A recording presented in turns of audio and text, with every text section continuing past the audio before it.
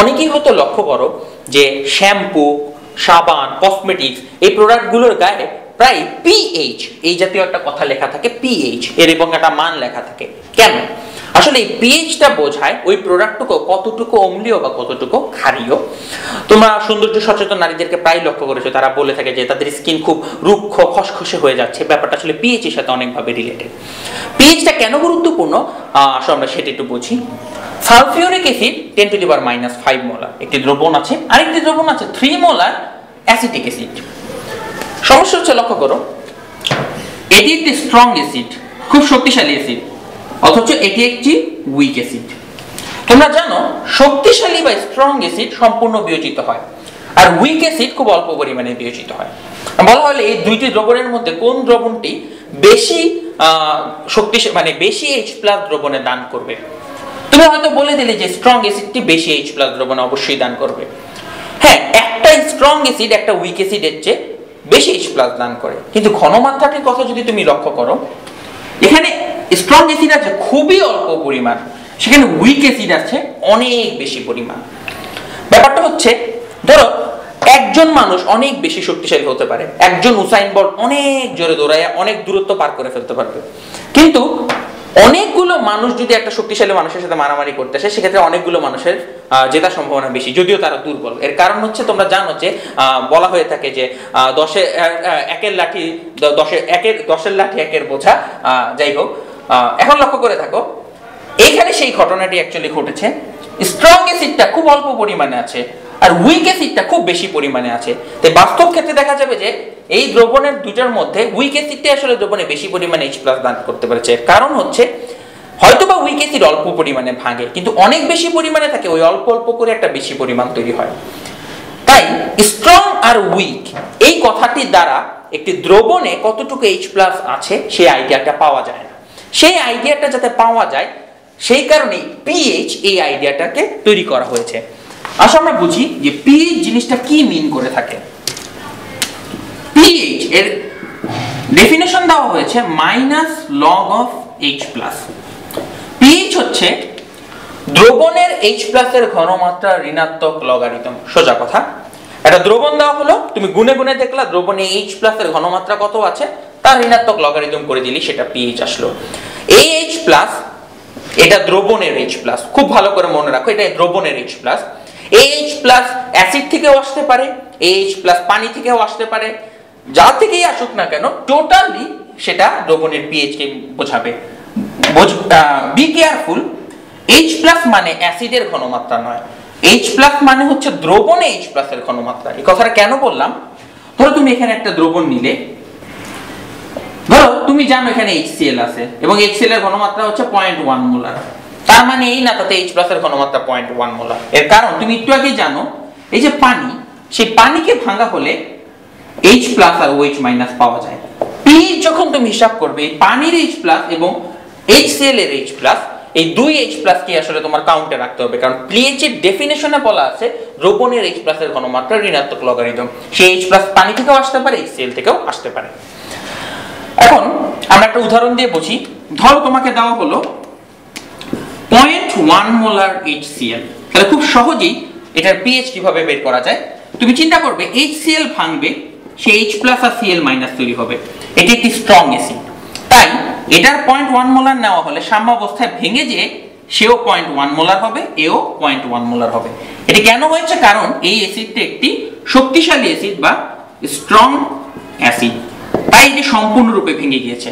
তাহলে HCl থেকে আসা H+ এর পরিমাণ হবে এত। কথা হচ্ছে, এখানে পানি থেকেও H+ আসবে, পানি থেকে H+ আসার কারণে সে H+ আর OH- দিবে। পানি থেকে আসা H+ এর পরিমাণ হবে 10⁻⁷। এইটি তুমি কিভাবে বুঝতে পারলে? আসলে এটা খুব সহজেই বোঝা যায়। তোমরা জানো পানির আয়নিক গুণফল Kw হচ্ছে H+ আর OH- এই দুজনের গুণফল, এটার পরিমাণ হচ্ছে 10⁻⁴।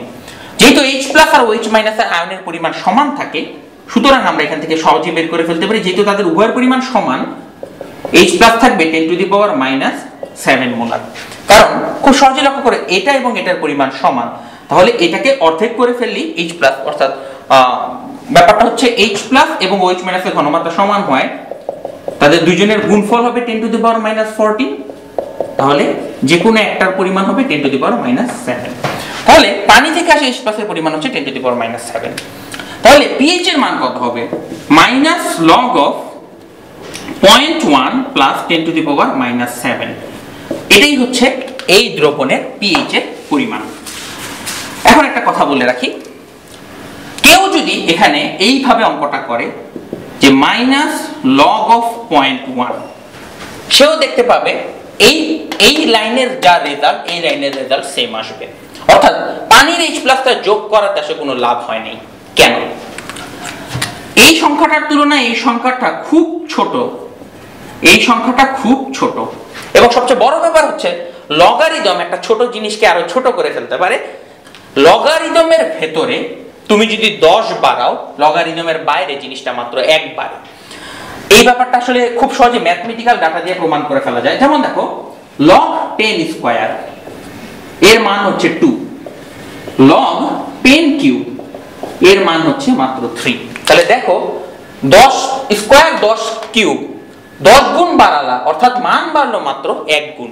অর্থাৎ লগের ভিতরে জিনিসের মান আরো ছোট হিসাবে মানে লগ বিবেচনা করে। তাই এই খুব ছোট সংখ্যাটাকে সে আরো খুব ছোট হিসাবে বিবেচনা করবে।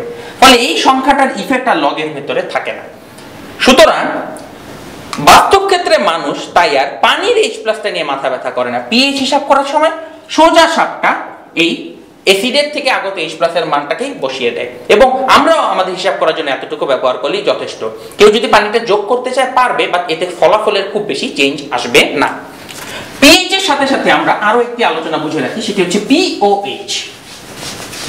লক্ষ্য রাখো, pH যেই জিনিস, pOH ও কাছাকাছি জিনিস। pOH হচ্ছে -log of OH মাইনাস, অর্থাৎ দ্রবণের OH এর ঋণাত্মক লগারিদম।